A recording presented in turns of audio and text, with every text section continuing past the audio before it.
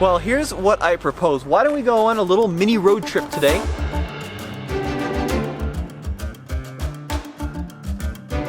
So you can see the front electric motor, the rear electric motor, the battery, and then where the power is going at any given time. I'm gonna time Tommy to see how long it takes to fill up. Give it one more squeeze. Yeah. Oh. All right. Now for the moment of truth. Okay, so here's our pull-up menu. Charging. Friday, May 10th.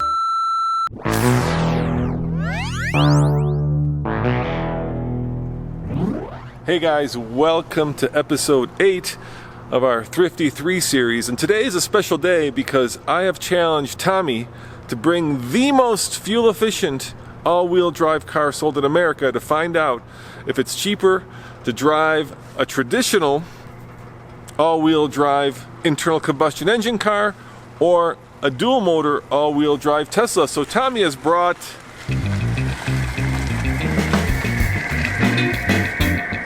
a hybrid. Tommy, you brought the Prius. No, I didn't bring any old Prius though. This is the Prius all-wheel drive E. This is the most efficient all-wheel drive gasoline powered car you can buy. Yeah, and we of course have the dual motor long-range Tesla, which makes it one of the most fuel-efficient all-wheel drive electric cars you can buy. So we need a test. What do you say we do? Well, here's what I propose. Why don't we go on a little mini road trip today? Yep. Go up to the mountains, about 36 miles up to Estes Park, Colorado, 36 miles down, and we'll see how much it costs to fill up the Prius with gasoline and the Tesla with electricity from a supercharger. Yeah, I like that. So basically we're not talking the traditional fuel economy loop, but we're talking how much money it actually costs. So we'll go up to Estes Park. Yep. Then we'll have lunch up there. Yep. Then we'll drive down. Have you filled this up already? Yep, so I topped it off. It's ready to go. And did you fill up the Tesla? Fill up the Tesla? The Tesla is all charged up. So when we come down, we'll fill this up again. Yep. And see what the pump says. And then we'll take that to the supercharger and see what Tesla says it costs us to charge up. Yeah, for sure. And that's coming up right now. So this video is all about taking technology to the next level. So why don't you show them how you fill up the Kona if we were at a gas station? Oh, you just got, okay, wow, one step.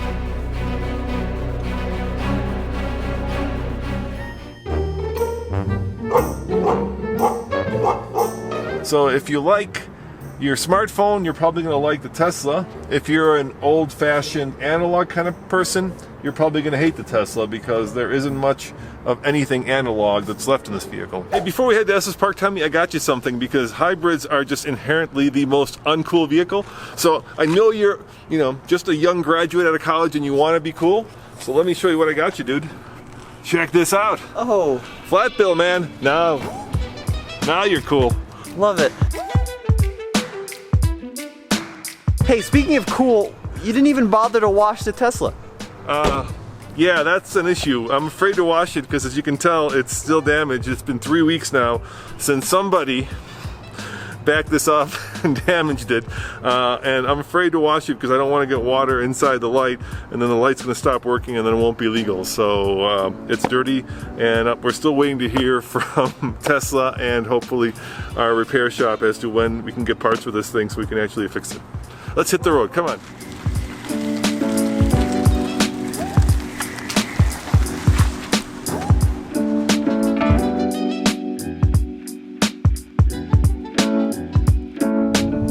It's really difficult to compare the fuel efficiency of an electric car to a hybrid to a ICE car, or in other words, an internal combustion engine car, because they use different forms of energy. So this test is really cool because it basically compares how much it costs to drive each car. Now keep in mind that we're doing this in the typical TFL way in that Tommy will fill up, or has filled up, the Prius, and we're going to do this trip to Estes Park and back, and then we'll fill it up again at the station and we'll see not only what the car says but what the pump says. And me, I'm going to take it to a supercharger and see how much Tesla charges to fill this up with, I guess, electrons. Now keep in mind that the cost of electricity varies depending on when you fill up. So if you fill up during the middle of the day when businesses are running their air conditioners and their heaters, then the cost of electricity is more, whereas if you fill up at night, it gets cheaper. And of course that depends on your local utility. But this is a great way to kind of see what the real world costs of taking a slight road trip are versus trying to compare MPG to MPGe. Last time I supercharged this car, Tesla charged me $5.75 to fill it up. And so right there we'll know, after we supercharge it again, how much Tesla is charging us. Now that is billed directly to my credit card, so I actually never have to even swipe a card. As you can see right now, I've got 274 miles of range left, but if you look there, most of my battery is full. I've got it set to the typical factory setting of about 277, 278 miles of range. Batteries aren't happy if you fill them up all the way. This is a dual motor long range, so it does have a range of over 300 miles, but we're not using all that range. We're just using about 278 or 277 miles. And of course there is my energy usage, and I can change it from instant to average. So average, I've got about 266 miles of range. Instant, depending on the way I'm driving right now, I've got 240 miles of range. So this line right here, that shows me how much energy I'm using in real time. If I let off the accelerator, you can see that green line go left. That means I'm regenerating a lot more power back into the battery. And yeah, basically I'm driving with only one foot. This has such a powerful regen that I don't really even need to use my brake. And it's in fact so powerful when I let off the gas that if I'm slowing down, the brake lights turn on by themselves. So if you look at my little Tesla here, every time I let off the accelerator, the brake lights turn on.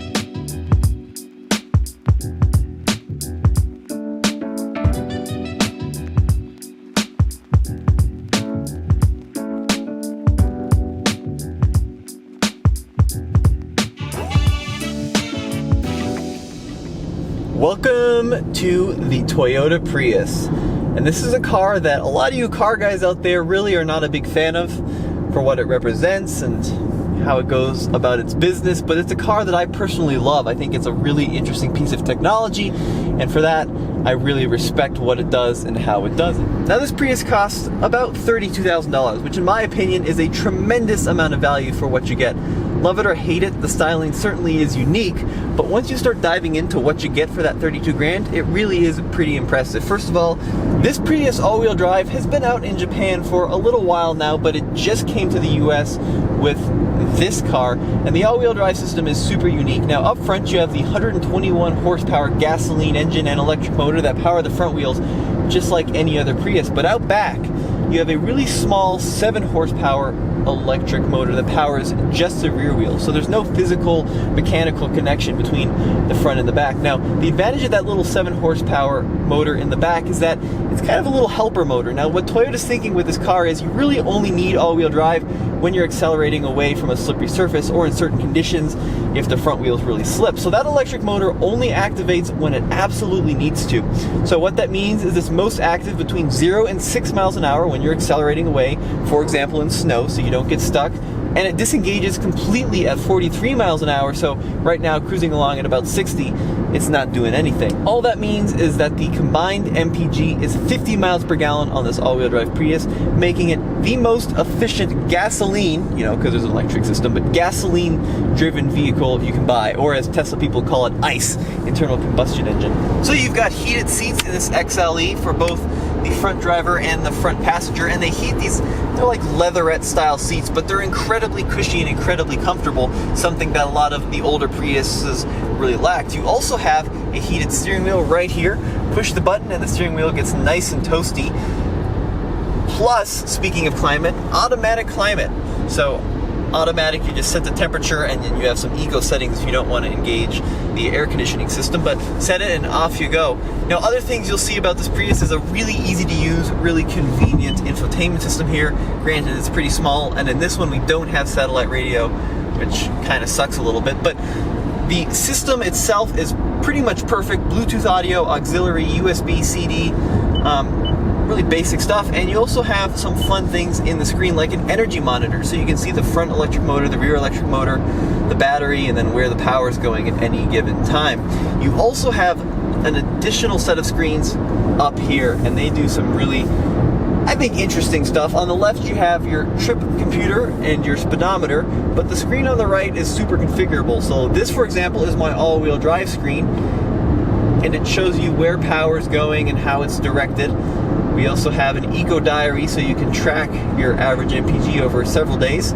Eco savings, your drive monitor, tells you how you're driving, elapsed time, fuel consumption record, and then this is kind of my favorite. It's a system indicator that tells you your score, so how efficiently you're driving, which is 43 out of 100, which, if I'm being honest, isn't that brilliant. And then you also have a little EV light and essentially a throttle indicator that tells you when you're driving aggressively or when you're regenning, coasting on the left there. Another weird thing about the Prius E all-wheel drive is that the battery is different from a standard Prius. A standard Prius uses a lithium-ion battery. This car actually uses a nickel metal hydride battery, and I've read that's because they work better in the cold, and Toyota is predicting that these all-wheel drive Priuses are going to be sold in cold climates because that's where it snows, that's where you need the all-wheel drive. But it is worth noting that it's about 150 pounds heavier than a standard front-wheel drive Prius.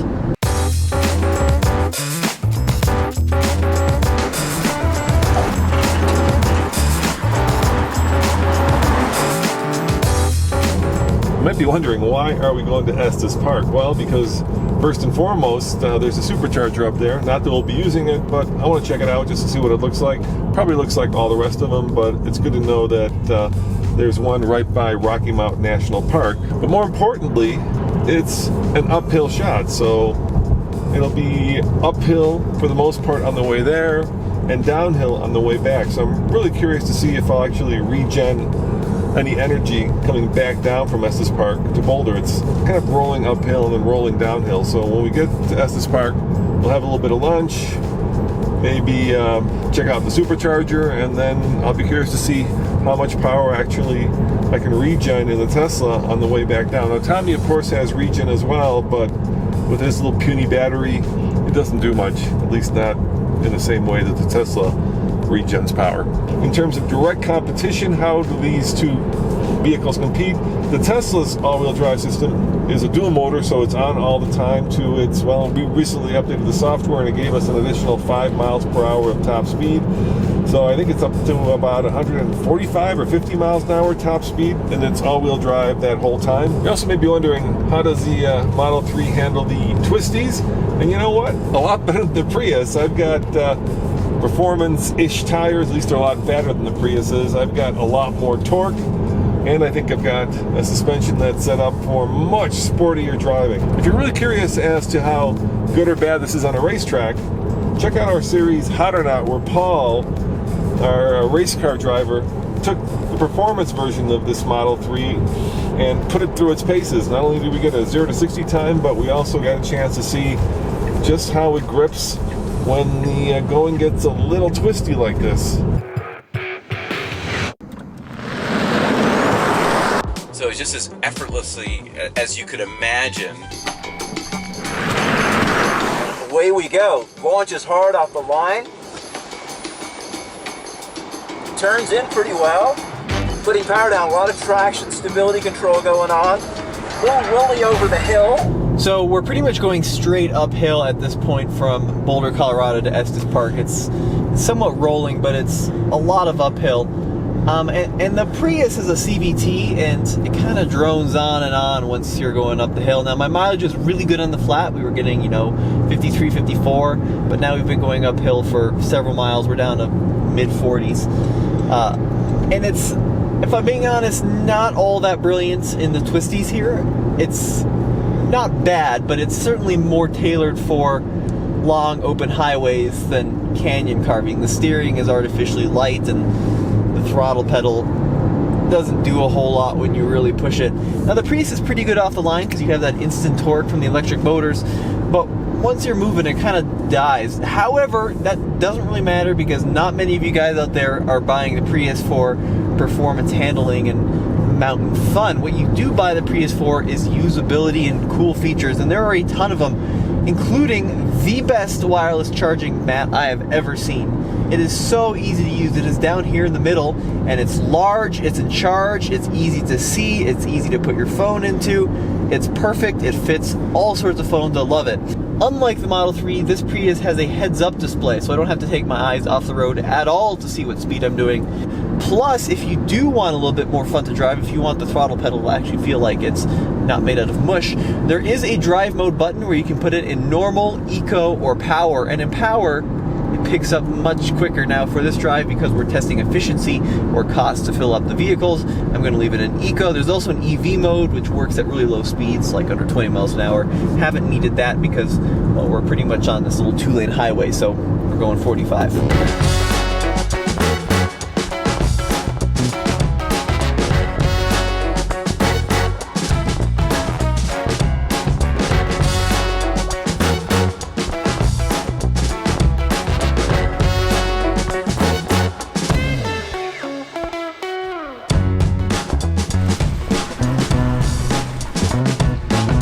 So I'm down to about 216 miles of range, and we did not go whatever that is. We had 277, so 50 miles. We went less than that, but it was all uphill. It's about like 35-ish. Yeah. So I'm curious to see how much we'll recoup on the way back down. Should we get some lunch? Let's go get some lunch. I know a good restaurant, but it's not here. It's down in town. Okay. So I've got the Monroney for the Tesla, and it's a little confusing, right? Because we're talking about MPGE here. That's why we're doing this, to find out really how much it costs. Because Tesla gets 120 in the city, 112 on the highway, and 116 MPGE combined. And it says it uses 29 kilowatt per hours per 100 miles. 29 kilowatt hours per 100 miles. Yeah. Well, the Prius gets 52 city, 48 highway, 50 combined. That, of course, is MPG because it's a gas car. But we're have to take them to the pump to see how much it costs to fill them back up to where they were. Now, how much is your car? Well, this car sticker is 56,700. And the Prius is just 32,146. So a lot of value in the Prius. Of course, you could get the base Model 3 for a lot less. And I think the number that does make sense, though, is annual fuel costs, because that's really what we're going to be measuring. So what does yours say? 750. Yeah, mine is 550. Yeah, so not that different. Well, $200 less a year. Nothing. So we'll find out if it's, what is it? What percentage would that be? Like 30% less? About, give or take? Ish. So we'll find out if that happens to be the case when we actually get back to Boulder and fill yours up and plug mine in.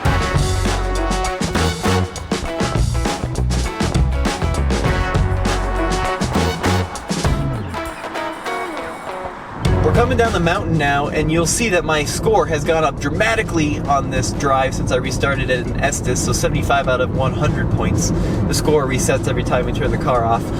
And that's because it's all downhill, and when I go downhill, the Prius regens when I especially use brake. You can see the little blue bar extends. And then when I have to accelerate just a little bit, because my battery is filling up, I can just run it on electric only mode. Once again, not Eevee mode, I'm not pushing the button, I'm still letting the car figure it out, but because I'm just coasting along, the engine's off, so it doesn't need to run. It's running all the accessories off the battery. We're just cruising along. And the battery charge is there. It's pretty cool. It shows you how much charge is in the battery, but it doesn't really matter because the car manages the battery percentage itself to keep it in the optimal range, and you're never gonna like run out of battery because the Prius is smarter than you'll ever be.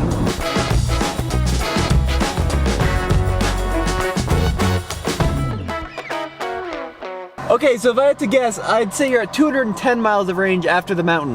Yeah, I mean, we made it down the mountain. It did regen, and I was at 208, and I'm at 213. Oh, so you got 5 miles. I got 5 miles, but we also went, probably another, 10 miles? Yeah, for sure. Yeah, we're about 50 now. Yeah. So I didn't regen, well, I did regen a lot, but I don't know how much in terms of miles because it's a hybrid.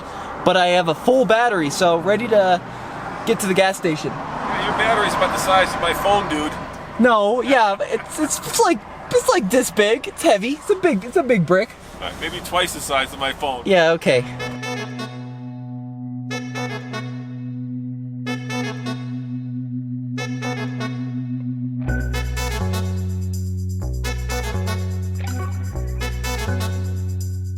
Anyway, we're back in Boulder, and it's weird being at a gas station in a Tesla. I'm going to time Tommy to see how long it takes to fill up, because obviously it's going to take a little bit longer for me to do it. So let's do a stopwatch here and start. Let's see how long it takes for him to go and do it.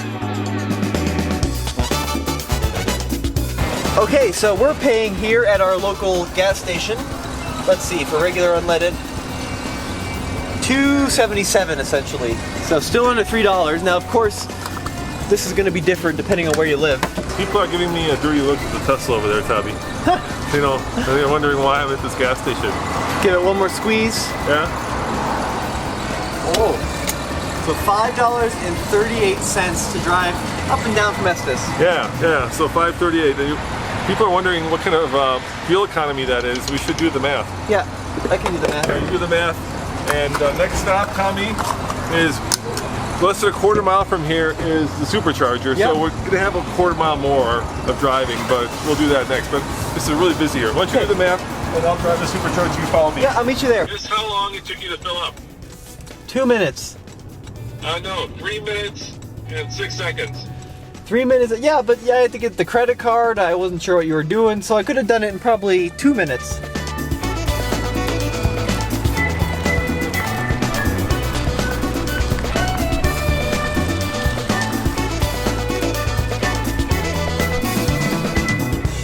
All right, so let me show you something here. I timed Tommy. Here's a stopwatch. That's how long it took him to fill up. And I'm gonna reset it. And you're gonna time me? Yeah, hang on. I'll time myself, I'll start. Are we starting now? Sure. All right, starting now. All right, while we're waiting to supercharge, Tommy, did you do the math? Yeah, so we went 89.1 miles in total. Yep. Since I filled up the Prius, you know, where we started. Yeah. Divide that by 1.943, Yeah. which is the gallons. So we did about 46. What did the car say? 53? Whoa, that's really off. Wonder why That's a it's so little off. off. That's a lot off, huh? Yeah. Yeah, but still, 46 is amazing, considering we went pretty Uphill. much uphill and then back downhill. And the question is, how much was it altogether? $5.38. So let's see if using the supercharger here in Boulder, if the Tesla is cheaper. Yeah, I'm gonna say it's about the same. Yeah, we're kind of charging at peak hours right now. Yeah, we'll see. So what do you want to do? Let's go get a beverage. Starbucks? Starbucks. You know, I think Tesla is good for Starbucks because what else are we gonna do?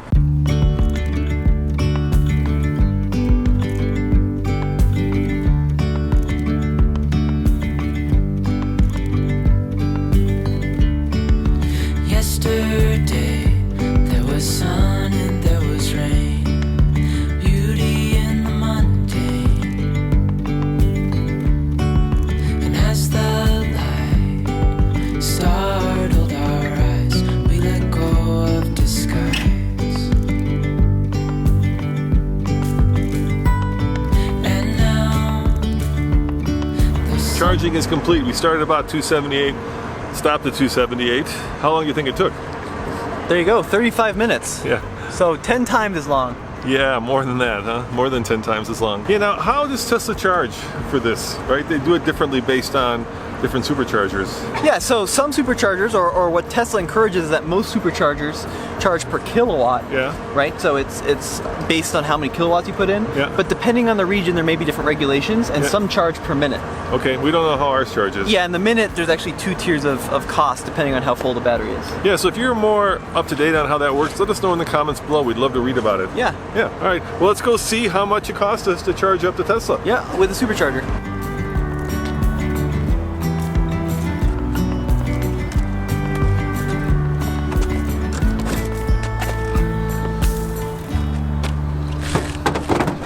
All right, now for the moment of truth. Okay, so here's our pull-up menu. Charging. Friday, May 10th, $5.75.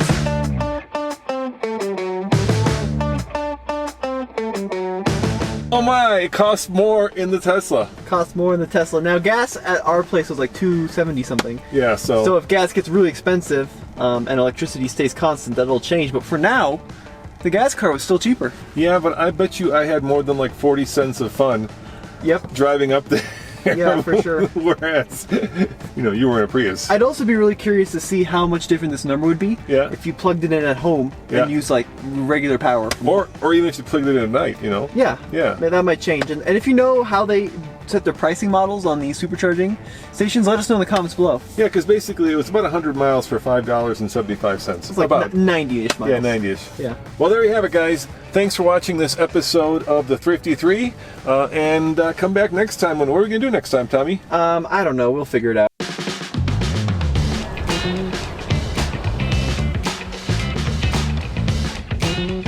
All right, here we go.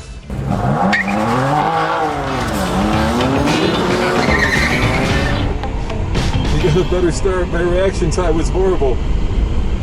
But we're neck and neck. See you guys next time. Ciao. Wait. What? What are you doing? Wait, the most important part. Yeah. Oh, no.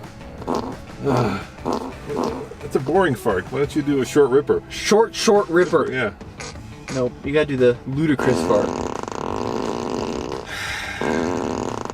Can't do that in a Prius. You know that last update they give us better games. Did they look for games? No, I played them. They're not. No, they updated them. I know. I just played them last night. And they weren't any They're better. not that much better. Yeah, it's up there, right? It's right there. Yeah, and then you go Atari. Not much better. What do you want to play? Tempest. I've never played Tempest. Well, Asteroids. okay. Apparently, you can use the controls on the steering wheel. Yeah. Push to start. Yeah. You can use the controls on the steering wheel. Uh-huh. Oh yeah, look at that. You How can do I use shoot? The other wheel. Use the other wheel. Maybe I have to push in to start. Didn't go so well. Didn't go so well. Oh, that's how you shoot. There you go. Oh, look at that. I'm getting the hang of it now. Oh, yeah. Oh. All right, come back next time, guys. Ciao.